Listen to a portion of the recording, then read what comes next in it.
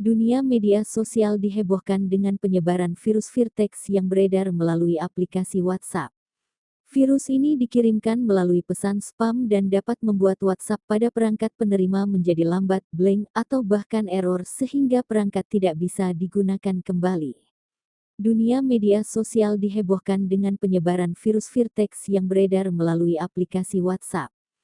Virus ini dikirimkan melalui pesan spam dan dapat membuat WhatsApp pada perangkat penerima menjadi lambat, blank, atau bahkan error sehingga perangkat tidak bisa digunakan kembali.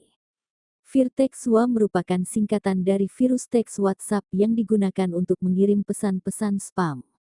Dalam pesan ini, terdapat skrip berisi sekumpulan kode teks dan simbol yang ditumpuk dengan jumlah sedemikian rupa sehingga pesan ini tidak dapat dibaca oleh aplikasi WhatsApp dalam kondisi normal.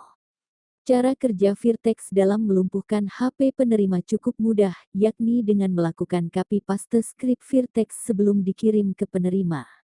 Meskipun penggunaan Virtex.wa hanya untuk tujuan iseng, namun pengaruhnya dapat sangat merugikan.